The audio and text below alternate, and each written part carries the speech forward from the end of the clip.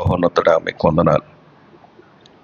మీ పాదాల దగ్గర ఈ రీతిగా మరొక పునరుద్ధానం మిమ్మల్ని ఆరాధించగలిగినట్లుగా, స్తుతించగలిగినట్లుగా, సాక్ష్యం పంచుకోగలిగినట్లుగా మీరు మాకు అనుగ్రహించినటువంటి ధన్యత అంతటిని బట్టి మిమ్మల్ని స్తుతిస్తున్నాం. గొప్ప దేవుడు నాయన, మీ నామానికి కృతజ్ఞతలు. ఈ దినము కూడి ఉన్న మేమందరం ఎటువంటి వారమో, ఎంత బలహీనులమో మీరు ఎరిగిన దేవుడు, మా పరిస్థితులు ఎరిగిన దేవుడు, మాకు చాలిన దేవుడు. దేవా, నీవు మాకు చాలును, నీవే మాకు చాలును ప్రభా. మమ్మల్ని అందరినీ బలపరచండి, నీ మాట చేత ఆదరించి మమ్మల్ని బ్రతికించి మీకు సాక్షాత్తుగా నిలబెట్టుకొని మహిమ పొందుకొనమని ప్రభువైన యేసు నామములో ప్రార్థించి వేడుకుంటున్నాం మా పరమ తండ్రి, ఆమేన్.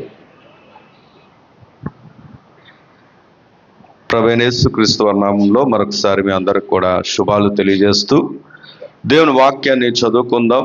మరి రండి, పరిచయం ఉన్నటువంటి వ్యక్తుల ద్వారా మరి ఈరోజు ఒక వాక్య సందేశాన్ని దేవుడు మనతో మాట్లాడబోతున్నాడు. రండి, ఆదికాండము 13వ అధ్యాయము, ఆదికాండం 13వ అధ్యాయము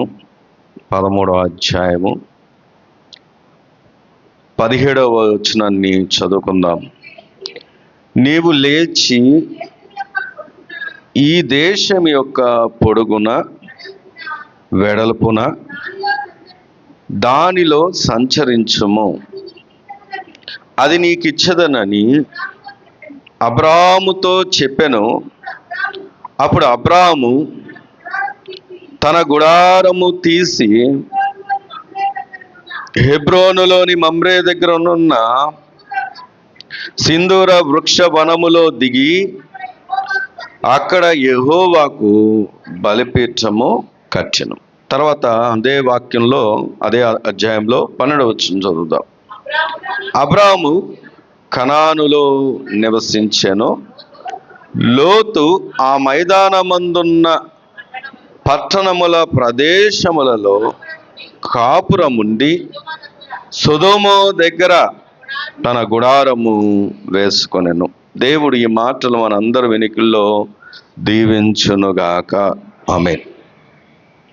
వినండి, ఇక్కడ ఉన్నటువంటి వ్యక్తులు, పరిచయం ఉన్నటువంటి వ్యక్తులను ముందే పరిచయం చేశాను. ఒకరు అబ్రాహాము, రెండోవారు లోతు. వినాలి. అబ్రహాము, లోతు. ఈ 12వ అధ్యాయంలో మనకు తెలుసు, దేవుడు అబ్రాహామును పిలిచాడు. అబ్రాహామును పిలిస్తే అబ్రహాము ఎవరితో పాటు బయలుదేరాడో కూడా రాయబడి ఉంటుంది. చూద్దామా, ఎక్కడుంది ఆ మాట అంటే 12వ అధ్యాయం 5వ వచనంలో, అబ్రాహాము తన భార్య అయిన షారాయిని, తన సహోదరుడు కుమారుడైన లోతును. చాలు. అబ్రహామును దేవుడు పిలిచినప్పుడు అబ్రహాముతో పాటు ఎవరిని వెంట పెట్టుకొని వెళ్తున్నాడో, తన ఫ్యామిలీ మెంబర్స్లో తనకు అప్పటికే పిల్లలు లేరు, షారాయి కనబడుతోంది. తర్వాత తన ఏ కుమారుడు అంటే ఆయన సహోదరుని కుమారుడైన లోతుని. అయితే ఈ దినం దేవుడు మన ముందుకు తీసుకొస్తున్నటువంటి వాక్య సందేశం, జాగ్రత్తగా వినాలి. వాక్య సందేశం ఏమిటి అని ఆలోచన చేసినప్పుడు అబ్రహామును ఒక ఎగ్జాంపుల్గా చూస్తున్నాం, లోతును కూడా ఒక ఎగ్జాంపుల్గా చూస్తున్నాం. ఇద్దరు ప్రయాణమై ప్రారంభించబడినటువంటి ఇల్లేది అని నేను అడిగితే ఒకే స్థలం. ఉన్నారా ఇక్కడే? ఇద్దరు ప్రారంభించినటువంటి ప్రారంభం ఒక దగ్గర నుండే. అబ్రహామును దేవుడు పిలిచాడు, అబ్రహాంతో పాటు కూడా లోతుకు బయలుదేరాడు. అయితే ప్రారంభించబడినటువంటి స్థలాన్ని మనం జ్ఞాపకం చేసుకుంటే ఒక స్థలమే. వెళ్ళినటువంటి మార్గాలు చూసినప్పుడు అవి వ్యత్యాసంగా కనబడుతూ ఉన్నాయి. ఉన్నారా ఇక్కడే? ఈరోజు ఈ మాట చాలా ప్రాముఖ్యమైనటువంటి మాట. వినండి, నిజంగా నేను ఈ మాటతో మేము ముందుకు రావాలని అనుకోలేదు, కానీ ఎందుకనో ఈ మాటలను దేవుడు జ్ఞాపకం చేశాడు. ఎందుకంటే అబ్రహాం గురించి ఏం చెప్తామయ్యా, అబ్రహాం గురించి ఎన్నిసార్లు విన్నాం, వినని సార్లు లేదు అనుకుంటే కానీ దేవుడు ఎందుకనో ఈ మాటలను మళ్ళీ జ్ఞాపకం చేశాడు. ఎందుకంటే మనందరి ప్రారంభాలు ఆయా స్థలాల నుండి ప్రారంభించబడిన ఆయా పరిస్థితుల నుండి మన యొక్క గమ్యం ముగింపు ఏమై ఉండాలి అని ఆలోచన చేసినప్పుడు అది పరలోకమై ఉండాలి, అది ఆశీర్వాదమై ఉండాలి. దేవుని స్తోత్రం కలుగును గాక. అమ్మా చెల్లి వింటున్నావా? వినండి. కానీ అక్కడ వాళ్ళిద్దరు గమ్యం ప్రారంభం ఒకేలాగుంది, కానీ గమ్యాలు వేరుగా కనబడుతున్నాయి, ముగింపులు వేరుగా ఉంటున్నాయి. వారి ఈ అబ్రహాము తన భార్యతో ప్రారంభమైనప్పుడు ఇద్దరే, కానీ విస్తరించబడ్డారు. లోతు తన భార్యతో ఆఖరికి పిల్లలతో కూడా ఉన్నాడు, కానీ సమస్తాన్ని కోల్పోయాడు. చూడండి ఎంత వ్యత్యాసము. ప్రారంభం బాగుంది, పతనమైపోయింది కుటుంబం, లోతు కుటుంబం. కానీ అబ్రహాము గురించి ఆలోచన చేస్తే అబ్రహాము ఈ పాత నిబంధనలో ఉన్నటువంటి ఆ స్థానానికే పరిమితం అవ్వలేదు, కానీ ఇప్పటికీ కూడా ప్రతిసారి జ్ఞాపకం చేయబడుతున్నటువంటి వ్యక్తిగా, కుటుంబంగా అబ్రహాం కుటుంబము మనకు కనబడుతుంది. ఈరోజు మనం చూడబోతున్నటువంటి అంశం నేను ఇలా రాసుకున్నాను. ఏంటో తెలుసా? ఒక ఆశీర్వాదకరమైన కుటుంబం, ఒక పతనమైనటువంటి కుటుంబం. రెండు కుటుంబాలు మనకు కనబడుతున్నాయి, వినాలి. ఒక ఆశీర్వాదకరమైన కుటుంబము కనబడుతుంది, ఒక పతనమైన కుటుంబము కనబడుతుంది. ఈ రెండింటికి మధ్య ఉన్న వ్యత్యాసము మనం గమనించి ఈరోజు ఒక ఆశీర్వాదకరమైన కుటుంబము, ఒక పతనమైన కుటుంబాన్ని వేరు చేసే లక్షణాల గురించి ఈరోజు వాక్యం ద్వారా మనం మాట్లాడుకోబోతున్నాం. దేవుని స్తోత్రం చెప్దామా? మళ్ళీ చెప్పమంటారా? ఒక ఆశీర్వాదకరమైన కుటుంబానికి, ఒక పతనమయ్యే కుటుంబానికి వేరు చేసే లక్షణాలు, అంటే ఒక వ్యత్యాసం, డిఫరెన్సెస్ ఏంటో ఈరోజు మనం చూడబోతున్నాం. ఎందుకు ఈ వాక్యం మనకు అవసరం అంటే, ఒక ఆశీర్వాదకరమైన కుటుంబంగా ఉండాలని దేవుని యొక్క ఆలోచన. మరి ఆశీర్వాదకరమైన కుటుంబానికి ఉన్న లక్షణాలు ఏంటో నువ్వు తెలుసుకుంటే పతనమయ్యే కుటుంబంతో మనకు సంబంధం లేదు. కానీ ఒక ఆశీర్వాదకరమైన కుటుంబంగా ఉండాల్సినట్టుగా ఉండకపోతే పతనమైపోయే పరిస్థితులు ఉన్నాయి నేటి దినాల్లో అని జాగ్రత్త వహించడానికి ఈరోజు దేవుడు ఈ మాటలను మన ముందుకు తీసుకొని వస్తున్నాడు. మీ పక్కన వాళ్ళు దయచేసి చెప్పండి, ఈరోజు అంశం ఏంటి? నేను పక్కన వాళ్ళు చెప్పండి, నాతో చెప్తున్నారు ఏంటంటే, ఏంటి ఏ కుటుంబంగా నీ ఉండాలన్నది ఫైనల్లో ఒక నిర్ణయం తీసుకుని దేవుడు ఇస్తున్నటువంటి అవకాశాన్ని వినియోగించుకొని దీవించబడదాం, ఆశీర్వదించబడదాం, ఆశీర్వాదకరమైన కుటుంబంగా వర్ధిల్లుదాం. దేవుడు అట్టి కృప మనకు అనుగ్రహించునుగాక. ఆమేన్. రండి, ఈయన ఆశీర్వాదకరమైన కుటుంబంగా ఉండడానికి రీజన్ ఏంటో మళ్ళీ 13వ అధ్యాయం దగ్గరకు వద్దాం. 13వ అధ్యాయము రండి. 13వ అధ్యాయం ఇందాక చదువుకున్నటువంటి 17వ వచనాన్ని చూస్తే, నీవు లేచి ఈ దేశం యొక్క పొడుగున వెడల్పున దానిలో సంచరించుము, అది నీకిచ్చదనని అబ్రాహాముతో చెప్పాను. అప్పుడు వినండి, దేవుని మాట వచ్చింది, ఇదిగో నువ్వు ఇలా సంచారం చేయి, నీకు అది ఇస్తున్నాను నేను అని చెప్పి దేవుడు ఒక మాట ఇచ్చినప్పుడు ఈయన ఏం చేస్తున్నాడంటే, చేద్దాంలే, చూద్దాంలే అని అనుకుంటే ఈరోజు అబ్రాహాం గురించి మనం మాట్లాడుకునే వారమే కాదు. కానీ అక్కడ 18వ వచనం చూసినప్పుడు, ఆ మాట వినబడినప్పుడు, అప్పుడు అబ్రాహాము తన గుడారం, అందరు చెప్పాలి, ఏం చెప్పండి, అందరు నోటితో చెప్పాలి, ఏం చెప్పాలి, తన గుడారము తీసి హెబ్రోనులోని మమ్రే దగ్గరున్న సింధూర వృక్ష వనములో దిగి అక్కడ యెహోవాకు ఏం చేశాడు అంటే బలిపీఠము కట్టాను. ఇక్కడ అబ్రాహాం కాలేదు, అప్పటికి అబ్రాహాముగా ఉన్నటువంటి వ్యక్తి దేవుని మాట వినబడినప్పుడు తన గుడారాన్ని తీసుకొని ఎక్కడ వేశాడంట? సింధూరవన వృక్షం దగ్గర వేసి అక్కడ బలిపీఠము కట్టాను. సరే, 12వ వచనంలో నేను చదువుతున్నాను, అబ్రాహాము కనానులో నివసించెను. లోతు ఆ మైదానమందున్న పట్టణముల ప్రదేశములలో కాపురముండి సొదొమ దగ్గర తన గుడారము ఈయన గుడారం ఎక్కడుంది చెప్పాలి, అందరు చెప్పాలి, ఎక్కడుంది? సొదొమ దగ్గర గుడారం ఉంది. ఈ రెండు కుటుంబాలు మనం చూస్తున్నాం. ఒకటి మళ్ళీ చెప్పాలి, ఏ కుటుంబం చెప్పండి? ఆశీర్వాదకరమైన కుటుంబం. రెండవదేమో పతనమైనటువంటి కుటుంబం. ఒక ఆశీర్వాదకరమైనటువంటి కుటుంబం యొక్క గుడారం ఎక్కడుంది అంటే బలిపీఠానికి దగ్గరగా.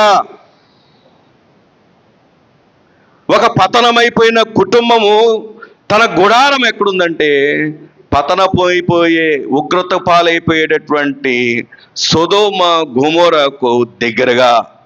నరాక చెల్లి అన్న తమ్ముడా, ఈరోజు నువ్వు ఏ కుటుంబంగా ఉండాలని దేవుడు నీతో మాట్లాడినప్పుడు మనం అందరం ఏం చెప్తామంటే, ఏమండి నా కుటుంబం ఎలా ఉండాలి చెప్పండి? ఆశీర్వాదకరమైన కుటుంబంగా ఉండాలి. దేవుడు కూడా అదే కోరుకుంటున్నాడు. దేవుడు కూడా అదే చెప్తున్నాడు. నీ కుటుంబాన్ని నేను ఆశీర్వాదకరంగా చూడాలనుకుంటున్నాను. నీ కుటుంబాన్ని నిన్ను ఆశీర్వాదకరమైనటువంటి స్థలంలో నేను చూడాలనుకుంటున్నాను.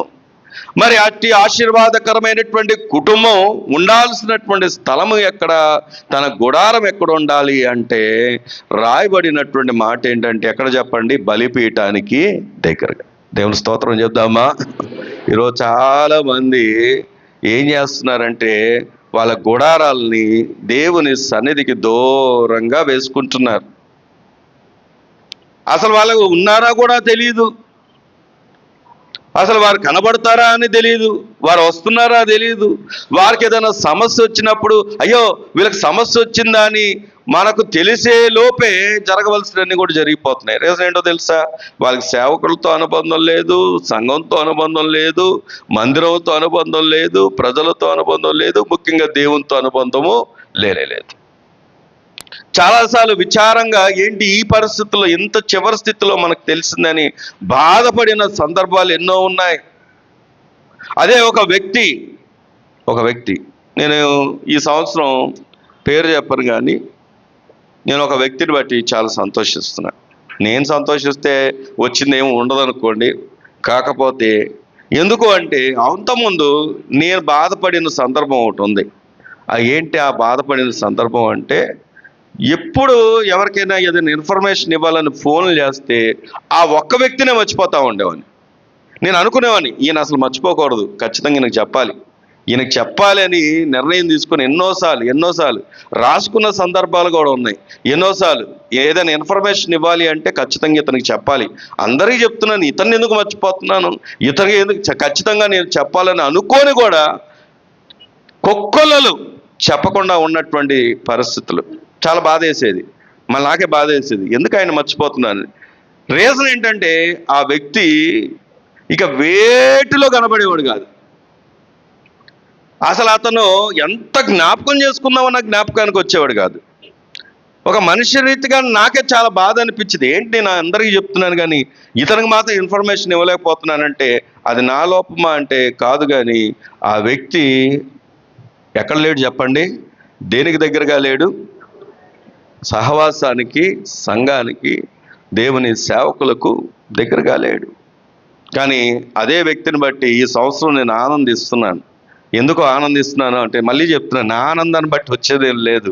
కాకపోతే నా ఆనందం ఏంటంటే ఈ సంవత్సరం ఆ వ్యక్తి ఎక్కువగా దేవుని పనిలో, పరిచయలో సహకారిగా నాకు కూడా అందుబాటులో ఉంటూ, అంటే నాకు అందుబాటులో ఉన్నాడు నీ మాట చెప్పట్లేదు.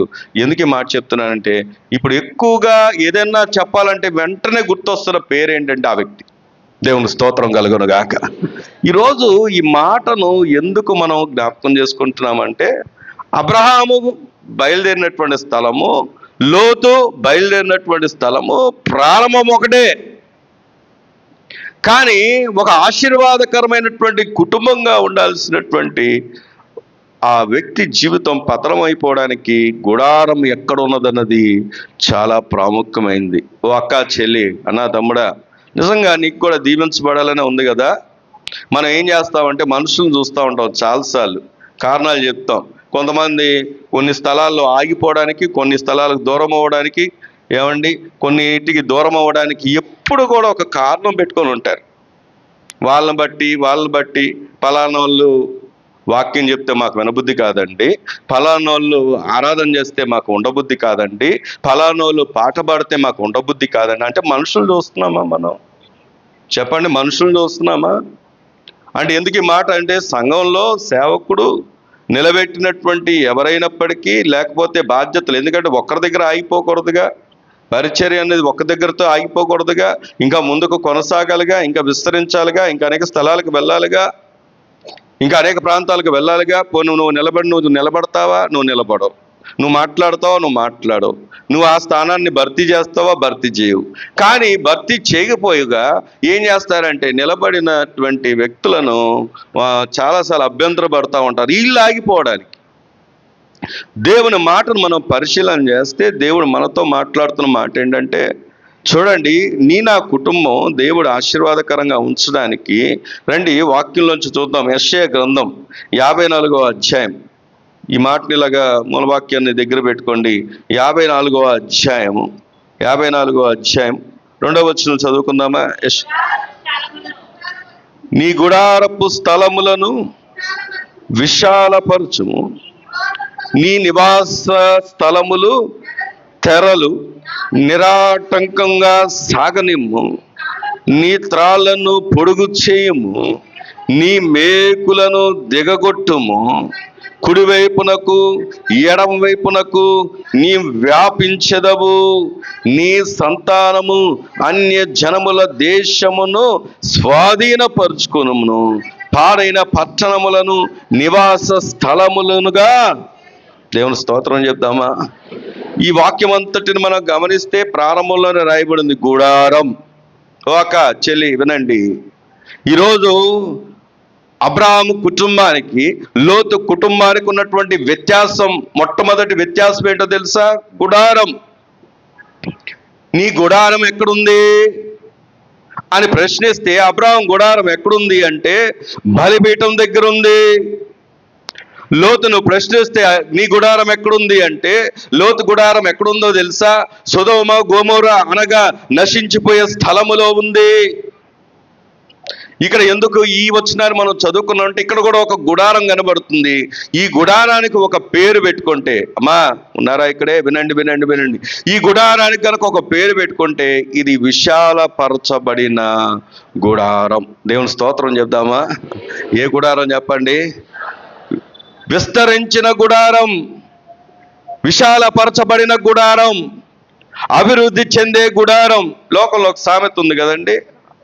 నిన్న కాలంలో శనివారం సురేష్ గారు వాక్యం పంచుకున్నారు. నేను ఆయన వాక్యం నుంచి ఏం చెప్పట్లేదు, కానీ ఆయన వాక్యానికి రాకముందే వేరే సహోదరులతో మేము మాట్లాడుకుంటూ సామెతలు బాగా వేస్తాండి. ఎఫ్ఎఫ్రా గారు ఒక ఆయన, తర్వాత సురేష్ గారు ఒక ఆయన, ఏంటంటే సామెతలు బాగా చెప్తారు. సామెతలు నాకు పెద్ద సామెతలు రావు, కానీ మీ అందరికీ తెలిసిన సామెత ఒకటి చెప్పనా? ఏంటంటే, ఎక్కడ వేసిన గొంగలి చేసా, మీకు కూడా వచ్చింది ఏమండి? ఎక్కడ వేసిన గొంగలి అక్కడే. కొంతమంది జీవితాల్లో ఆశీర్వాదం, చెప్పండి ఈ మాట, ఎక్కడ వేసింది అక్కడే. అభివృద్ధి ఉందా? ఆశీర్వాదం కనబడుతుందా? ఏమైనా విస్తరించినట్టుగా అనిపించిందా? పొంగిపొర్లిన అనుభవాలు ఉన్నాయా? లాభకరంగా జీవిస్తున్నామా? ఇవన్నీ నాకు సమాధానాలు చెప్పొద్దు. రీజన్ ఏంటి? ఎందుకని? ఏమైపోయింది? ఎవరు దొంగిలించారు? ఎవరు తీసుకెళ్ళిపోయారు?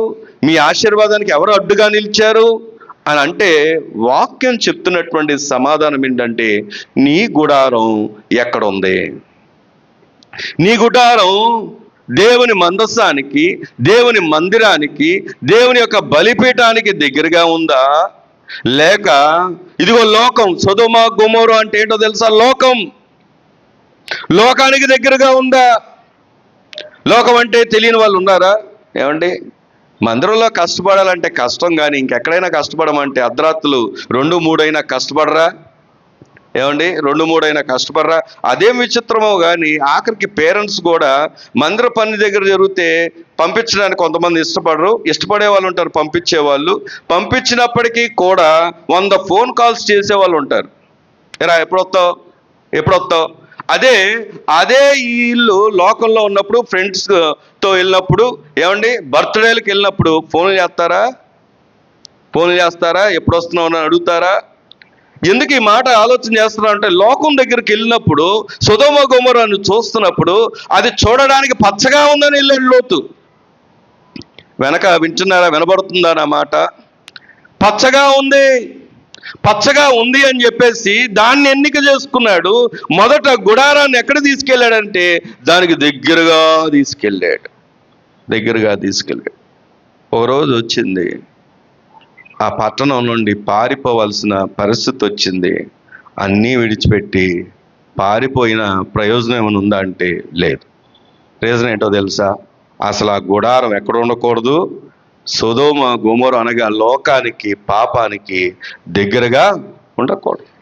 ఒకవేళ నువ్వు దేవుని బలిపీఠానికి, దేవుని యొక్క మందస్సానికి, దేవుని యొక్క సన్నిధికి, దేవుని ప్రజలకి, దేవుని యొక్క సేవకులకు నువ్వు దగ్గరగా ఉంటే నీకు వచ్చే ఆశీర్వాదం ఏంటో తెలుసా? వారు విస్తరిస్తారు. అక్కడ అదే రాయబడి ఉంది. ఏమని ఉంది అంటే, చూడండి, నీ నివాస స్థలములు నిరాటంకంగా ఏమైపోతాయి చెప్పండి? సాగనిమ్ము. గుర్తింపులో లేని వ్యక్తులకు గుర్తింపు వస్తుంది. ఓ అన్న, తమ్ముడు వినండి. ఎప్పుడైతే దేవుని పనిలో మనం అందుబాటులో ఉంటామో, దేవుని పరిచర్యకు అందుబాటులో ఉంటామో, ఎప్పుడైతే దేవుని వాక్యానికి అందుబాటులో ఉంటామో, దేవుని మాటకు అందుబాటులో ఉంటామో, అట్టి వ్యక్తులకు దేవుడు ఏమిస్తాడంటే గుర్తింపునిస్తాడు, ఆశీర్వాదాన్ని ఇస్తాడు. ఈరోజు మన ఆశీర్వాదాన్ని పోగొట్టుకుంటున్నది ఎవరో అంటే మనమే. అయినప్పటికీ ఈరోజు ప్రభు మనతో చెప్తున్నాడు, ఇదిగో వారిద్దరిని వ్యత్యాసపరుస్తుంది ఏమిటి అంటే గుడారం. ఆ యొక్క గుడారం, ఆ వ్యత్యాసం ఏమిటి అంటే రాయబడి ఉంది. అదేం చెప్పండి? ఎక్కడికి దగ్గరగా ఉంది గుడారం? బలిపీఠానికి దగ్గరగా ఉంది, విస్తరిస్తుంది. రెండవ చూడండి, నిర్గమాకాండం 33వ అధ్యాయం. నిర్గమాకాండం 33వ అధ్యాయం 7వ వచనం చదువుకుందామా? అంతటా మోషే గుడారము తీసి, ఇక్కడ కూడా ఏం కనబడుతుంది చెప్పండి? గుడారం కనబడుతుంది. గుడారము తీసి పాలెం వెలుపలకు వెళ్ళి, నేను చదివేస్తాను, టైం కలిసి వస్తుంది. పాలెముకు దూరంగా దాన్ని వేసి దాని ప్రత్యక్షపు గుడారమును పేరు పెట్టెను. యెహోవాను వెదికిన ప్రతి వాడు పాలెమునకు వెలుపలున్న ప్రత్యక్ష గుడారమునకు వచ్చుచూ ఉండెను. ఇక్కడ మనం గమనిస్తే ఈ గుడారానికి ఒక పేరు పెట్టుకుంటే ఇది దైవికమైన గుడారం. నీ పక్కన వాళ్ళు చెప్పండి ఈ మాట. ఒక గుడారం ఏమో బలిపీఠానికి దగ్గరగా ఉన్న గుడారం. రెండవ గుడారం ఏంటంటే అక్కడ దైవికమైన గుడారం. కొంతమంది ఇంటి ముందు ఏమని రాసుకుంటారంటే, నీ గృహానికి అధిపతి ఎవరు చెప్పండి? యేసే. ఆ ఇంట్లోకి వెళ్తే మోగేయన్నీ వేరే మోగుతూ ఉంటాయి. అప్పుడప్పుడు సడన్గా మేము వెళ్ళినప్పుడు ఏం కట్టేలో తెలీదు, ఏం ఆపాలో తెలీదు. రోజు చూసి రిమోటే, కానీ ఆ టైంకి మైండ్ బ్లాక్ అయిపోయి ఏం చేయాలో అర్థం కాక ఏదేదో నొక్కేస్తూ ఉంటారు, లేకపోతే డైరెక్ట్గా స్విచ్ ఆపేస్తారు. ఏమండి? మళ్ళీ అదే ఇంటికి బోర్డు ఉంటుంది. ఏంటంటే అంటే ఏం బోర్డు చెప్పండి? గృహానికి అధిపతి యేసే. మొట్టమొదటిగా ఫోన్ కొనుక్కున్నప్పుడు ప్రార్థన చేయించుకున్నది ఎవరితో? ఏమండి? పాస్టర్ గారి చేతిలో పెట్టి, పాస్టర్ గారు చూసారా మంచి ఫోన్ కొనుక్కున్నాను, దేవుడు ఇచ్చారంటారు. చూసేదంతా ఫోన్లో, ఆడేది అంతా ఏం చెప్పండి? మళ్ళీ దానికి ప్రారంభకులు ఎవరు? పాస్టర్ గారు. ఏమండి? ప్రారంభకులు పాస్టర్ గారే. మళ్ళీ మొదట స్తుతి ఎప్పుడు ఎవరికి వెళ్తుంది అంటే దేవునికే. కానీ దాంట్లో జరిగేదంతా ఏం చెప్పండి? ఈరోజు ఎందుకు ఈ మాట ఆలోచన చేస్తున్నామంటే, మోషే దేవుడు అప్పగించిన ప్రజలకు ఒక గుడారాన్ని ఏర్పాటు చేశాడు. అదేంటంటే ప్రత్యక్ష గుడారం. దీంట్లో వాళ్ళంట వెళుతూ వస్తున్నారు. నాకు ఒక చిన్న ప్రశ్న ఉంది, దానికి సమాధానం మీ మనసులోనే చెప్పుకోండి. ఏంటి ఆ సమాధానం మీరే చెప్పండి. ఏంటంటే, నీకు ప్రతిరోజు దేవుని దగ్గరికి వెళ్ళే అనుబంధం ఉందా? తాపి మేస్త్రుల్ని శనివారం సెలవు పెట్టమంటే పెడతారా? తాపి మేస్త్రులే కాదనుకోండి, ఎందుకంటే మళ్ళీ ఇప్పుడు అనుకుంటారు ఇది గోడ కట్టిస్తున్నాను కాబట్టి తాపి మేస్తులు అనుకుంటారు. నేను కూడా ఆటో నగర్లో పనిచేశాను. ఆటో నగర్లో పనిచేసినప్పుడు ఏ రోజన్నా సెలవు పెడతారు, కానీ ఏ రోజు సెలవు పెట్టరు చెప్పండి? శనివారం. ఎందుకని? ఆ రోజు అసలే ఏమొస్తాయి అంటే పేమెంట్స్ వస్తాయి. ఏమండి, ఆ మిగతా రోజుల్లో సోమవారాన్ని ఆదివారంగా చేసుకునే వాళ్ళు ఉంటారు. నాకు తెలియదు, సోమవారం ఏదో ఒకసారి పనికి పిలిస్తే సోమవారం రారండి అన్నారు. అదేంటంటే చిన్న ఆదివారం అంట. సోమవారానికి వాళ్ళు పేరు పెట్టుకున్నారు. ఏంటి ఆదివారం అంటే చిన్న ఆదివారం అంట. ఎందుకంటే వీళ్ళు ఆ సోమవారాన్ని కూడా సెలబ్రేట్ చేసుకుంటారు అనమాట. వినండి, ఎందుకు ఈ మాట ఆలోచన చేస్తున్నామంటే, మందిరంతో కొంతమందికి మందిరంలో పనులు జరుగుతున్నాయని తెలిసినప్పుడు అదేం విచిత్రం, కానీ వాళ్ళకి ఫోన్ కాల్ సైలెంట్లోకి వెళ్ళిపోతాయి. మళ్ళీ గొప్ప విషయం ఏంటంటే వాళ్ళంట ఆ రోజంతా చూసుకోలేదంట. ఏమండి, ఆ రోజంతా చూసుకోలేదు. ఇంకా విచిత్రం ఏంటంటే మళ్ళీ వాళ్ళ భార్యలతో చెప్తారు మేము చూసుకోలేదని.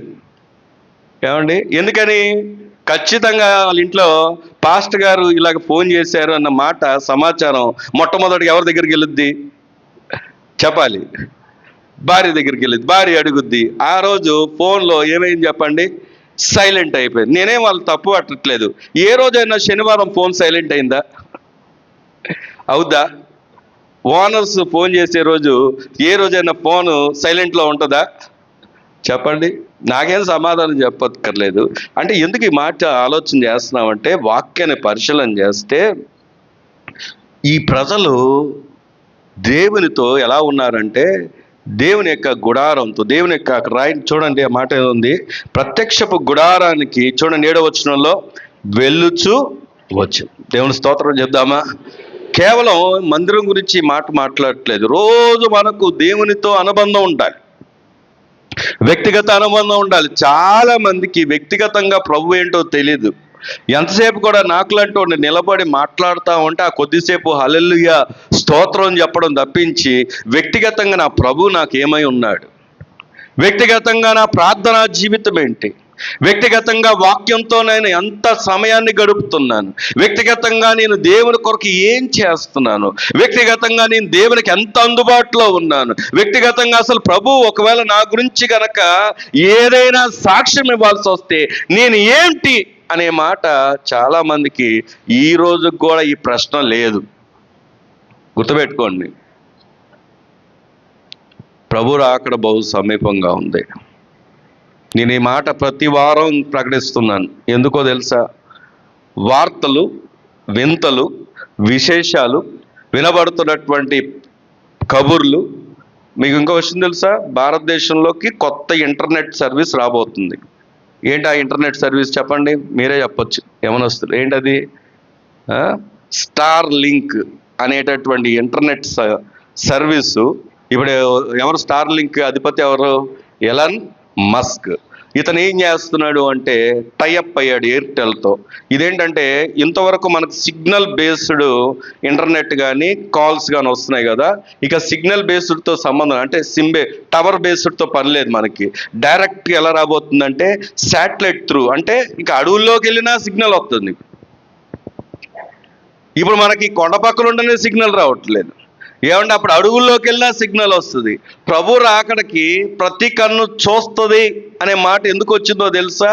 ఇదిగో ఇలాంటి డెవలప్మెంట్స్ ఇప్పుడు ఎవరికి ఎక్కడ ఏ జరిగినా, ఏ వింతైనా, ఏ విశేషమైనా ఎలా తెలుస్తుంది? ఇవన్నీ ప్రభు రాకడ సూచనలు. మనం చిన్న విషయాలుగా తీసుకుంటున్నాం. టెక్నాలజీ ఎంత డెవలప్ అయిపోతుందో అనుకుంటున్నాం, కానీ ఇది ప్రభు రాకడికి సూచనలు. ప్రియాక, చెల్లి, అన్న, తమ్ముడా, నా ప్రశ్న ఏంటంటే నీ గుడారం ఎక్కడుంది? నువ్వు ఎవరితో అనుబంధం కలిగిన? వెళ్ళి వచ్చే అనుబంధాలు ఉన్నాయా? ఏమండి, లోతు ఒకసారి అక్కడ వేసుకున్నాడు, అక్కడే ఉండిపోయాడు. కానీ అబ్రహాము ఏం చెప్పండి? దేవునితో అనుబంధం, ముఖాముఖిగా మాట్లాడేవాడుగా ఉన్నాడు. ఇక్కడ మనం చూస్తే మోషే దేవుని దగ్గరకు వెళుతూ వస్తూ, చూడండి అక్కడ రాయబడి ఉంటుంది 10వ వచనంలో. ఏమని రాయబడి ఉందో చూద్దామా? ప్రజలందరూ ఆ మేఘ స్తంభము, ఆ ఆ గుడార ద్వారమున నిలుచుట చూచి లేచి ప్రతివాడును తన తన గుడార ద్వారమందు నమస్కారము చేయుచుండిరి. ఏంటంట, ఏ ఒక్కరు విడవబట్ల అందరూ కూడా దేవునికి ఏం చేస్తున్నారు? నమస్కారం చేస్తున్నారంట. మనం చూస్తే మనుష్యుడు తన స్నేహితుడితో మాట్లాడినట్టు, గట్టిగా దేవుని స్తోత్రం చెప్దామా? ఎలా మాట్లాడుతున్నాడంట అండి? స్నేహితుడితో మాట్లాడినట్టు. ఈరోజు అక్క, చెల్లి, నీవు దేవునితో ఇంకా దూరంగానే ఉన్నావా? ఒక స్నేహితుల్లాగా నీకు మారిపోయాడో చెప్పండి. ఎలా ఉంది? మోషే అంట ముఖాముఖిగా దేవునితో మాట్లాడుతుంది. అందుకే ఈ రోజుకి కూడా మనం మోషేని జ్ఞాపకం చేసుకుంటాం అంటే కారణం ఏంటో తెలుసా? అది దైవికమైనటువంటి గుడారం. దేవుని స్తోత్రం కలుగును గాక. రండి ముందుకెళ్ళి ఆలోచన చేస్తే కొరింథీ పత్రికలో కూడా ఒక గుడారం కనబడుతుంది. మనం గుడారం అనే ఒక టాపిక్ని చూస్తున్నాం. మరి అబ్రహాం లోతును వ్యత్యాసపరిచింది గుడారమే. ఆ గుడారంలో ఒక గుడారం ఎక్కడుంది అంటే విస్తరించినటువంటి గుడారం, రెండవది దైవికమైన గుడారం, మూడో గుడారాన్ని మనం చూద్దాం. నూతన నిబంధనలో కొరింథీ 2వ పత్రిక 5వ అధ్యాయము. భూమి మీద మన గుడారమైన ఈ నివాసము శిథిలమైపోయినను చేతి పని కాక దేవుని చేత కట్టబడినదియు నిత్యము అయినది అయ్యున్న నివాసము పరలోకమందు మనకున్నదని ఎరుగుదు. అక్కడ మధ్యలో మీకు తెలుసు కనుక ఒక్క మాటలో ఈ పేరు చెప్పుకుంటే ఇది ఒక గుడారం. ఇదే గుడారము అంటే నిత్యమైన గుడారం. నీ పక్కన చెప్పండి మాట. ఏం చెప్పండి? ఏ గుడారం ఇది? భూమి మీద ఉన్నటువంటి గుడారం శిథిలమైపోవచ్చు. అక్క, ఈ వచనం శరీరం గురించి చెప్తుంది. అలాగే ఈ వచనం ఈ భూమి మీద కట్టుకున్న మన ఇళ్ళ గురించి కూడా చెబుతుంది. ఏంటో తెలుసా? ఇక్కడున్న గుడారం ఏమైపోద్ది? శిథిలం అయిపోద్ది. మన దేశంలో లేదు కానీ ఫారిన్ కంట్రీస్లో ఏదైనా బ్రిడ్జెస్ కడితే ఆ బ్రిడ్జెస్ కూడా ఎక్స్పైరీ డేట్లు ఉంటాయి. ఈ దేశంలో మనం దేశాన్ని నేనేం కించపరచట్లేదు. ఎందుకంటే మన భారతదేశంలో ఉన్నటువంటి టెక్నాలజీ జ్ఞానవంతులు అందరూ అక్కడికి వెళ్ళి వాళ్ళు సర్వ్ చేస్తున్నారు. అక్కడ ఉన్న వారికి అన్ని దేశాలు మన మీద డిపెండ్ అవుతున్నాయి. కానీ చెప్పే మాట ఏంటి అంటే అక్కడ ఉన్నటువంటి కంట్రీస్లో వాళ్ళు ఒక ఎక్స్పైరీ డేట్ ఇస్తారు, పలానా సంవత్సరం వరకు ఈ బ్రిడ్జ్ వాడాలి అని. అవి చాలా బాగుంటాయి, బలంగా ఉంటాయి, పటిష్టంగా ఉంటాయి. అయినప్పటికీ వాళ్ళంతగా వాళ్ళే దాన్ని ఏం చేస్తారంటే డిమాలిష్ చేస్తారు, మొత్తం పగలగొడేస్తారు, బ్లాస్ట్ చేస్తారు, మళ్ళీ ఆ స్థలంలో కొత్తది వేస్తారు. ఆ డేట్ ప్రకారమే వాడతారు. ఆత్కూరుకి మన డేవిడ్ అంటే హరి వాళ్ళ చర్చికి వెళ్ళేటప్పుడు ఒక చిన్న వంతున ఉంది. అక్కడ ఆ వంతున ఎప్పుడు పడిపోద్దా అన్నట్టు శిథిలమైపోయి ఉంటుంది. ఇప్పటికే అలా దాన్ని సింగిల్ వేలో వెళ్ళాలి. మేము అది చూసినప్పుడు ఇంత టెక్నాలజీ పెరిగినా ఇంకా అలాంటి వంతులే వాడుతున్నాం. మనం ఆలోచన చేస్తే అక్కడ వాళ్ళు ఏం చేస్తారో తెలుసా? పగలగొడేస్తారు. వాళ్ళంతకు వాళ్ళే వాలంటీర్గా బ్లాస్ట్ చేస్తారు. సరే, ఎందుకు ఈ విషయం నేను పంచుకుంటున్నాను అంటే ఒకవేళ అది టెక్నాలజీ కలిగినటువంటి దేశమైనా లేకపోతే టెక్నాలజీ లేనటువంటి దేశమైనా, పోనీ ఎంతటి గొప్ప దేశమైనా ఒక మాటలో చెప్పాలంటే ప్రతిదానికి ఏముంది అంటే ఎక్స్పైరీ డేట్ ఉంది. దేవుని స్తోత్రం కలుగును గాక. ఈ వచనం కూడా అదే చెప్తున్న మాట. ఏంటో తెలుసా? ఈ భూమి మీద మన గుడారం ఏమైపోబోతుంది? శిథిలమైపోబోతుంది. కానీ వాక్యం మనతో మాట్లాడుతున్న మాట ఏంటంటే అది ఒకవేళ శిథిలమైపోయినప్పటికీ మనకు శాశ్వతమైనటువంటి నివాసం ఎక్కడుందో తెలుసా? పరలోకం ఉంది. దేవుని స్తోత్రం చెప్దామా? నాకు ఒక ప్రశ్న ఉంది. యవన తమ్ముళ్ళు మీరే వినండి, మీ యవన తమ్ముళ్ళే కాదు పెద్దలు కూడా ఉన్నారు. ఒక మాట వినండి. మీకు ఒక దినము అంటే ఈ మాట ఎందుకు అంటే ఇక్కడ 10వ వచనం ఉంటుంది, మీ దేహంతో చేసిన మంచి పనులైనా సరే చెడ్డ పనులైనా సరే ఒకరోజు ఎక్కడ నిలబడవలసి వస్తుంది అంటే క్రీస్తు న్యాయపీఠం ఎదుట నిలబడవలసి వస్తుంది. అయితే నా ప్రశ్న ఏంటంటే ఒకవేళ ఇప్పుడే ప్రభు రాకడైతే ఎంతమంది మీ పేరెంట్స్తో మీ కుటుంబంతో ప్రభు రాజ్యానికి మేము వెళ్ళగలం? సేవకుల పిల్లలైనా వెళ్ళగలం అనే ప్రశ్న మీకుందా? ఇది ఒకరోజు శిథిలమైపోద్ది అనే ప్రశ్న ఉందా? మనమే ఇదిగో అన్యులు చేస్తున్నటువంటి ఆ జాతరల్లో వాటిలో డ్యాన్సులు వేస్తున్నట్టుంటే, అన్య సంబంధమైనటువంటి వాటిలో పాలు పొందులు పొందుతూ ఉంటే, శాపగ్రస్తమైన వాటిలో పాలు పొందులు పొందుతూ ఉంటే, ఇక నీవే అలాంటి స్థలాల్లో కనబడుతుంటే, ఇదిగో వాక్యం చెప్తున్నటువంటి మాట ఏంటంటే, ఒక దినం శిథిలమైపోతుంది. ఆ శిథిలమైపోతున్నటువంటి స్థితి నుండి, ఆ ఉగ్రత పాలవుతున్నటువంటి స్థితి నుండి నీ గుడారాన్ని ఎక్కడ తీసుకోమంటున్నాడు ఆయన? చెప్పండి. అక్కడ రాయబడి ఉన్న వాక్యం ఏమండి? ఒక నిత్యమైన గుడారంగా మార్చుకోవడానికి దేవుడు మనకిస్తున్నటువంటి అవకాశం ఏంటో తెలుసా? ప్రభువైన యేసు క్రీస్తు వారు. దేవుని స్తోత్రం కలుగును గాక.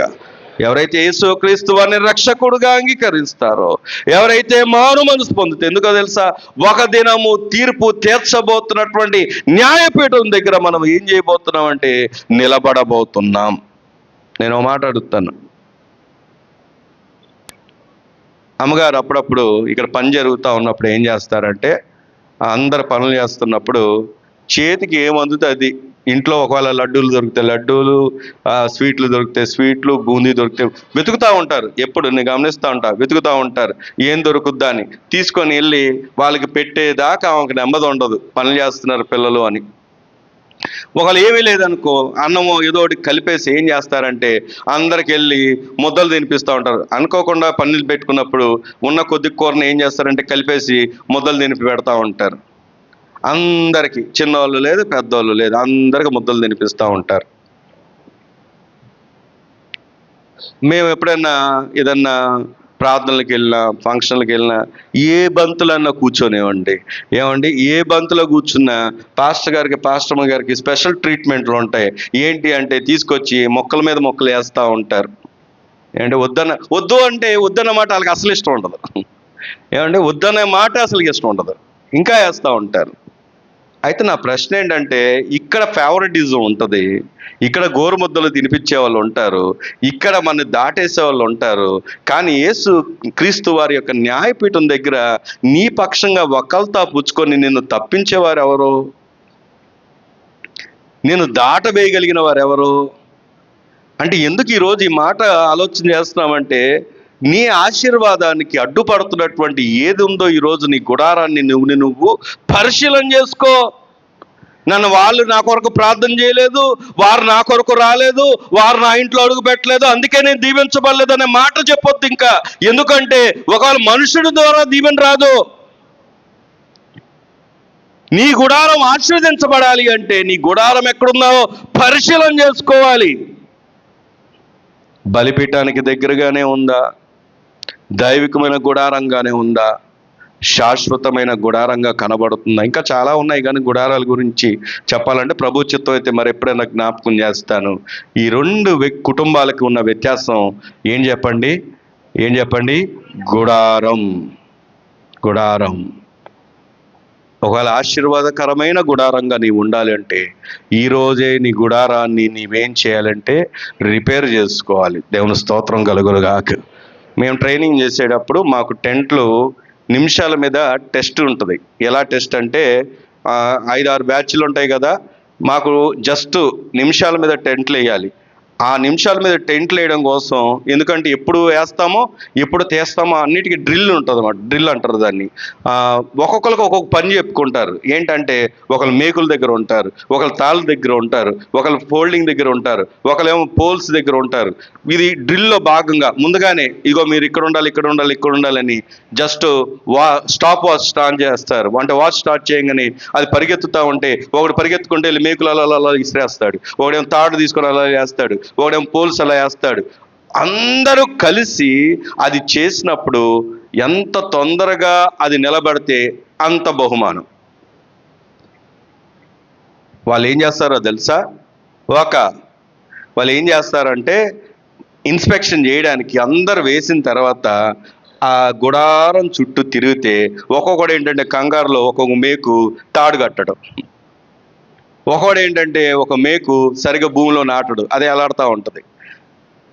ఒక్కొక్కడు ఏం చేస్తాడంటే పోల్కి పెట్టాల్సింది పెట్టడం, వాళ్ళు ఇన్స్పెక్షన్ చేసి అన్నీ సక్రమంగా ఉన్న వాళ్ళకి ఏమిస్తారంటే బహుమానం ఇస్తారు.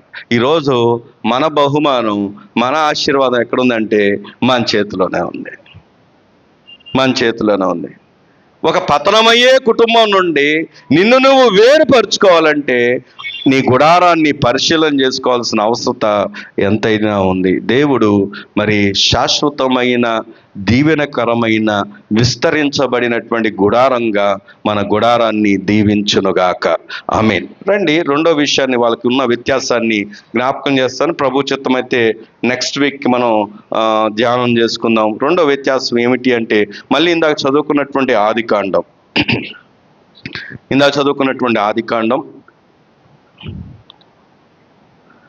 13వ అధ్యాయము 18వ వచనం సూటిగా నేను చదివేస్తున్నాను. అప్పుడు అబ్రాహాము తన గుడారము తీసి హెబ్రోనులోని మమ్రే దగ్గర ఉన్న సింధూర వృక్ష వనములో దిగి అక్కడ యెహోవాకు ఏం కట్టాడైనా? బలిపీఠము కట్టాను. వినండి. వెనక నా మాట వినబడుతుందా? వినండి. దేవుని వాక్యం ఈరోజు మనతో మాట్లాడుతున్న మాట, ఒక ఆశీర్వాదకరమైన కుటుంబం ఒక పతనమయ్యే కుటుంబం నుండి వేరయ్యే లక్షణాల్లో రెండవ లక్షణం ఏమిటి అంటే బలిపీఠం. మీ పక్కన వాళ్ళు చెప్పండి అన్నమాట. ఏం చెప్పండి? అందరు చెప్పినట్టుగా అనిపించలా. ఏం చెప్పండి? నేను పక్కన ఉన్న వాళ్ళకి చెప్పమంటే ఒక వ్యక్తి చక్కగా చైర్లో మంచి స్లీపింగ్ మోడ్లో ఉన్నాడు. బలిపీఠానికి ఎలా కడదామా ఏంటని.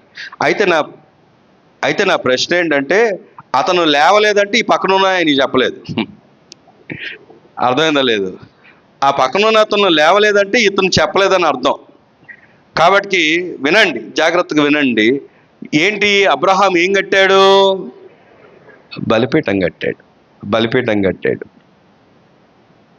నాకు ప్రశ్న, లోతు బలిపీఠం కట్టినట్టుగా బైబిల్లో చూపించండి. కట్టాడా? లోతు బలిపీఠం కట్టాడా? గుడారం అయితే వేసుకున్నాడు కానీ ఏం కట్టలేదు? బలిపీఠము కట్టలేదు. కానీ అబ్రాహాం ఏం కట్టాడో తెలుసా? బలిపీఠం కట్టాడు. చూపిస్తాను చూడండి వాక్యంలో. ఆదికాండం, ఈయనకున్నటువంటి ఒక గొప్ప లక్షణం, ఒక ఆశీర్వాదకరమైన కుటుంబానికి ఉండాల్సిన లక్షణం ఏమిటి అంటే 12వ అధ్యాయంలో మనం చూసినప్పుడు 12వ అధ్యాయము 7వ వచనంలో, యెహోవా అబ్రాహామునకు ప్రత్యక్షమై నీ సంతానముకు ఈ దేశం ఇచ్చదని చెప్పగా అతడు తనకు ప్రత్యక్షమైన యెహోవాకు ఏం కట్టాడు చెప్పండి? గట్టిగా దేవుని స్తోత్రం చెప్దామా? దేవుడు మాట్లాడిన స్థలములో ఈమెను వెంటనే ఏం కట్టాడు? బలిపీఠం కట్టాడు. ఒక మాట, అసలు దేవుడు మన జీవితంలోకి రాకపోతే అసలు నీవు నేను ఈ దినం ఏ పరిస్థితుల్లో ఉండేవాళ్ళం? ప్రభు మన జీవితంలోకైనా ఎంటర్ కాకపోతే అసలు ఏమైపోయేవారో ఇందాక ఎంతోమంది సాక్ష్యాలు చెప్పారు. మొన్నటి కాలంలో దుర్గ గారు ఆ యొక్క గొంతులో అది లావుగా గడ్డగా ఉంది, నిజంగా క్యాన్సర్ ఏమోనటువంటి భయంకరంగా కనబడుతుంది. మరి అంత భయంకరంగా ఉన్నటువంటి ఆ పరిస్థితుల్లో ఆమెకు దిక్కెవరు అనుకున్నారు తెలుసా? మీరు నమ్ముతారో నమ్మరో, నమ్మాలి, నమ్మపోతే ఇంకా విషయం కాదు. ఎందుకంటే ప్రతిదినం ఇంతమంది సంఘంలో వేకునే వచ్చే వ్యక్తుల్లో ఆమె ఒకరు. దేవుని స్తోత్రం కలుగును గాక. వేకునే వచ్చి ప్రభు పాదాలు పట్టుకునే వ్యక్తుల్లో ఆమె ఒకరు. ఇంతమంది ఉన్నాం, ఆదివారాలు కనబడుతున్నాం, కానీ వేకుజామున ప్రతిరోజు విడవకుండా మందిరం వెతికే వ్యక్తుల్లో ఆమె ఒకరు. అందుకే దేవుడు ఏం చేశాడో తెలుసా? ఆమెకు స్వస్థతనిచ్చాడు. దేవుని స్తోత్రం కలుగునుగాక. అంటే మీరు అనొచ్చు, అంటే మందిరానికి వెళ్ళే వాళ్ళందరికీ స్వస్థత, మందిరానికి వెళ్ళకపోతే స్వస్థత ఉండదా అంటే నా ఉద్దేశం ఏంటో తెలుసా? ఆమె నాకు ఇంకా వేరే దిక్కు లేదు, ఆర్థికంగా నాకు ఏ పరిస్థితులు లేదు, ప్రభువా నీవే నా దిక్కు అనుకుంటే ప్రభు అవసరమైతే పరిస్థితులన్నిటిని ఏం చేయకూడదు తెలుసా? మార్చగలడు. ఆమేన్. ఈరోజు ప్రభు ఎందుకు మాట చెప్తున్నాడంటే, అబ్రాహాముకి దేవుడు ప్రత్యక్షమైనప్పుడు మాట్లాడినప్పుడు అక్కడ ఏం కట్టాడు అంటే బలిపీఠం. ఎందుకు బలిపీఠం కట్టాడో తెలుసా? అప్పటికే ఆయనకు పిల్లలు లేరు. ఆయనతో చెప్తున్నాడు, నిన్ను నేను విస్తరింపజేస్తానని దేవుడు చెప్తే ఆ మాటను నమ్మి ఈయన కట్టుకున్న బలిపీఠానికి ఒక పేరు పెట్టమంటారా? స్తుతి అనే బలిపీఠం. ఆమేన్. నీ పక్కన వాళ్ళు చెప్పండి, ఏ బలిపీఠం కావాలి మనకి? ఏ బలిపీఠం ఉండదు మన ఇంట్లో. చాలా మంది ఎంతసేపు కూడా నిష్ఠూరంగానే ఉంటారు, వాళ్ళ లైఫ్ అంతా కంప్లైంటింగ్తోనే ఉంటారు. ఎంతసేపు కూడా వాళ్ళ మీద కంప్లైంట్లు, వీళ్ళ మీద కంప్లైంట్లు, వారుకున్న లోటుపాట్లు, వారుకున్న కొదువులు. ఏం చెప్పాలంటే రోజు మొత్తంలో నోటిలో వచ్చే మాట ఏంటో తెలుసా? వారు నష్టజాతకులని, వారు కలిగిన నష్టం గురించే మాట్లాడతారు తప్ప దేవుని గురించి ఎంతగానో ప్రకటిస్తావు. నేను ఒక మాట చెప్పనా నాన్న, మన నోట అసలు నష్టం గురించి మాట్లాడుకోవద్దు. ఎందుకంటే మన నష్టజాతకులం అయితే ఏ రోజో విడిచిపెట్టేవాడు ప్రభు. మన నష్టజాతకులం కాదని మన నష్టజాతకాన్ని దేవుడు ఏంటంటే తారుమారు చేసి మనని ఆశీర్వాదకరమైనటువంటి వ్యక్తులుగా దీవించాడు. ఆమేన్. ఈరోజు ప్రభు ఎందుకు ఈ మాట మనతో మాట్లాడుతున్నాడు తెలుసా? అబ్రాహాంకి అంతకుముందు వరకు ఈ అనుభవాలు లేవు. 12వ అధ్యాయంకి వచ్చినప్పుడు దేవుడు ప్రత్యక్షమై మాట్లాడినప్పుడు ఏం కట్టాడు అంటే స్తుతి అనే బలిపీఠాన్ని కట్టాడు. దేవుని స్తోత్రం కలుగును గాక. ఈరోజు ఏ బలిపీఠం కడదాం?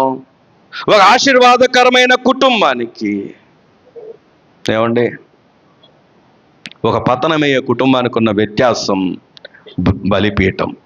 నువ్వు కట్టాల్సింది స్తుతి అనే బలిపీఠం. రండి త్వరగా వెళ్ళిపోదాం, ముందుకు వెళ్ళిపోదాం. అక్కడ గమనిస్తే మరొక బలిపీఠం, ఈయనకున్న అనుభవాలు చెప్తాను నేను. ఏం కడతాడు అంటే 12వ అధ్యాయం 8వ వచనం చదువుకున్నాం. అక్కడ నుండి అతను బయలుదేరి బేతేలుకు తూర్పునున్న కొండకు చేరి పడమటనున్న బేతేలునకు తూర్పునున్న హాయికు మధ్యన గుడారం వేసి అక్కడ మళ్ళీ ఏం కట్టాడు? మొన్నే కదా కట్టాడు బలిపీఠం, మళ్ళీ కట్టాలా? ఎందుకండి ఎక్స్పెన్సెస్? అవునా చెల్లి, ఎక్స్పెన్సెస్ అవసరమా? వీళ్ళకి ఏం పర్లేదండి, అంతసేపు ఆ మందిరాలు కడతా ఉంటారు, అది కడతా ఉంటారు, ఇది కడతా ఉంటారు, దాన్ని కదుపుతూ ఉంటారు. నేను ఒక సిమెంట్ షాప్కి వెళ్తాను, ఆయన ఎప్పుడు అడుగుతాడు నన్ను, ఏంటండి ఎప్పుడు ఏదో ఒకటి చేపిస్తూ ఉంటారు ఏంటి అంటారు. ఎప్పుడు ఏదో ఒకటి చేపిస్తూ ఉంటారు, అసలు ఏం కడతా ఉంటారండి అని అంటారు. నిజంగా వాస్తవానికి ఈ పని చేస్తున్నప్పుడు ఆ పెద్ద రోజు అక్కడ నిలబడుతున్నాం కదా, మొన్నటిదాకా నాకు ఇది చిన్నగానే కనబడేది, ఆ మూల నిలబడి చూస్తూ ఉంటే ఏదో నోవాహు వాళ్ళకి పెద్దగా కనబడుతుంది కట్ట మీద. ఏమండి, రోజు చూస్తుంటే అంటే ఇంత పరిశీలనగా చూస్తుంటే అర్థమవుతుంది, ఓహో ఎంత, అందుకే నా అందరి దృష్టి దీని మీద పడుతుంది అని అనుకుంటున్నాను. అయితే ఎందుకు మాట చెప్తున్నా తెలుసా? అందరు లోకస్తులు, లోక నాయకులు, వాళ్ళు అసలు నేను కలవలేదండి, వాళ్ళంతకు వాళ్ళే నన్ను కలిసారు. అనుకోకుండా కొన్ని సందర్భాల్లో కలిస్తే వాళ్ళు అంటున్నారు, పాస్టర్ గారు ఎందుకండి డబ్బులు ఖర్చు పెట్టకండి, అవి కట్టకండి అంటున్నారు. మనం ఒకవేళ అంటే మనం కడుతున్నది ఏదో గొప్పల కోసం కాదు, లేకపోతే దేనికోసం కాదు, దేవుని ప్రజలు సౌలభ్యంగా ఉండాలి, సంతోషంగా. రానున్న దినాల్లో మీరు నమ్మండి, దేవుడు మనకు ఈ పరిచర్లో ఘనమైనటువంటి కార్యాలు జరిగించబోతున్నాడు. ఆమేన్. అనుకోవచ్చు చాలా మంది దృష్టిలో ఇది తీసేస్తారేమో అని. నేను నమ్ముతున్నాను సంపూర్ణంగా. ఏంటో తెలుసా? దేవుడు తన చిత్తాన్ని జరిగిస్తాడు, తను స్థిరపరిచే దేవుడు. ఆమేన్. ఈరోజు ప్రభు ఎందుకు ఈ మాట మాట్లాడుతున్నాడండి? అబ్రాహాము ఏం చేస్తున్నాడు తెలుసా? మళ్ళీ బలిపీఠం కట్టాడు. ఏ బలిపీఠం తెలుసా? ప్రార్థన అనే బలిపీఠం. నీ పక్కన వాళ్ళు చెప్పండి ఆ మాట. ఏ బలిపీఠం? నువ్వు ఏదైనా పూనుకోవాలి అన్నా, ఏదైనా జరగాలి అన్నా, ఏదైనా సాధించాలి అన్నా, నీ కుటుంబం ఆశీర్వాదంలోకి వెళ్ళాలన్నా, నీ నోట ఉండాల్సింది అపకీర్తి కాదు, నీ నోట ఉండాల్సింది దూషణ కాదు, నీ నోట ఉండాల్సింది వ్యతిరేకమైన మాటలు కాదు. నీ నోట్లో ఉండాల్సింది ఏంటో తెలుసా? ప్రార్థన. ప్రార్థన. అబ్రహాము బలిపీఠం కడుతున్నాడు. అందుకే అబ్రహాము ఎలా ఉన్నాడంటే ఆశీర్వదించబడ్డాడు. ఇంకో 2 విషయాలు చెప్పి ముగిచ్చేస్తాను. నేను ప్రసంగం అంతా తీసుకెళ్ళట్లేదు కానీ ఆయన కట్టిన బలిపీఠాలు ఏంటో చూపిస్తాను. 13వ అధ్యాయం 14వ వచనం చదువుతాం, చూడండి. ఇందాక చదివేశాం కదా, అక్కడ ఏం చేశాడంటే అబ్రహాము విడిచిపోయిన తర్వాత 18వ వచనంలో, అప్పుడు అబ్రాహాము తన గుడారం తీసి హెబ్రోనులో ఉన్న మమ్రే దగ్గర సింధూర వనవృక్షంలో దిగి అక్కడ యెహోవాకు ఏం కట్టాడు చెప్పండి? బలిపీఠం. ఈయన సొదొమ గొమొర్రా దగ్గర జరిగిందంతా తెలుసు, లోతు వెళ్ళిపోయింది తెలుసు. కానీ ఈయన ఎలా ఉన్నాడంటే ఒక చక్కని శాంతికరమైనటువంటి ఒక నెమ్మది కలిగినటువంటి స్థలంలో ఉన్నాడు. దీనికి ఒక్క మాటలో చెప్పాలంటే ఇది ఏ బలిపీఠం అంటే చెప్పండి? ఏ బలిపీఠం? సమాధానం అనే బలిపీఠం. మీ పక్కన వాళ్ళు చెప్పండి అన్నమాట. ఏ బలిపీఠం ఇది? ఒకటేమో ప్రార్థన అనే బలిపీఠం, ఇంకోటేమో స్తుతి బలిపీఠం, ఇంకోటేమో సమాధానం అనే బలి. అదేంటి అంటే అక్కడ చక్కగా ఆయన ఏం చేశాడంట, గుడారాన్ని వేసుకొని సమాధానంగా ఏం చేసుకున్నాడు తెలుసా? బలిపీఠం. ఒక్క మాట అడుగుతున్నాను, సమాధానం ఉందా ఈరోజు? సమాధానం ఉందా? నీకు సమాధానంతోనే వచ్చావా? కానీ ఈరోజు ఒక శుభవార్త చెప్పనా, ఇప్పటికైనా నువ్వు ఆయన కోరుకున్న స్థలంలో నువ్వు బలిపీఠం కట్టుకో, బలిపీఠానికి దగ్గరగా నీ గుడారం వేసుకో. నీకు దేవుడు ఏమేమిపోతున్నాడో తెలుసా? సమాధానం. ఆమేన్, ఆమేన్. చివరి మాట చూసుకుందాం. దేవుని చిత్తం అయితే నెక్స్ట్ వీక్ వెళ్దాం. 22వ అధ్యాయం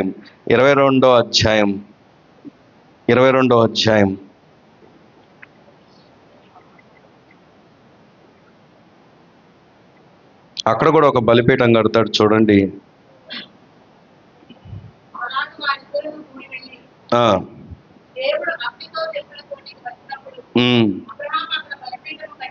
ఎన్నో వచనము?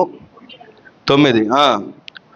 అబ్రాహాము అక్కడ బలిపీఠము కట్టి కట్టెలు చక్కగా పేర్చి తన కుమారుడిని ఇస్సాకును బంధించి ఆ పీఠం మీద, మీకు తెలుసు అదంతా తెలుసు, అక్కడ బలిపీఠం కట్టాడు. ఈ బలిపీఠానికి ఒక పేరు పెట్టుకుంటే సమకూర్పు అనే బలిపీఠం.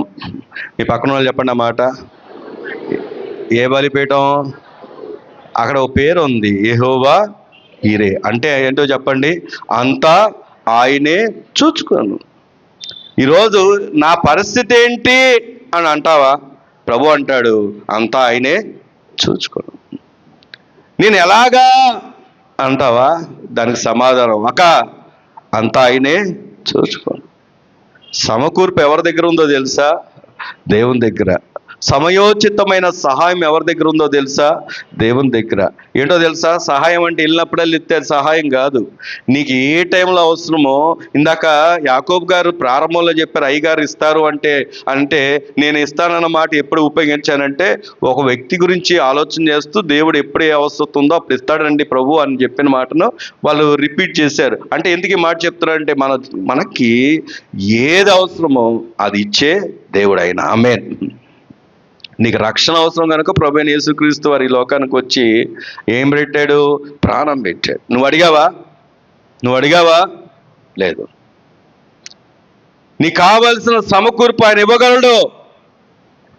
నీకు ఎప్పుడు అవసరం అది ఇవ్వగలడు. ఇస్సాకు విషయంలో అదే అన్నాడు, యెహోవా ఈరే, అంతా ఆయనే చూచుకోనను. ఈరోజు ఒక ఆశీర్వాదకరమైన కుటుంబానికి, ఒక పతనమయ్యే కుటుంబానికి రెండు వ్యత్యాసాలు మనం జ్ఞాపకం చేసుకున్నాం. ఒకటి ఏంటంటే గుడారం, రెండోది ఏంటంటే బలిపీఠం.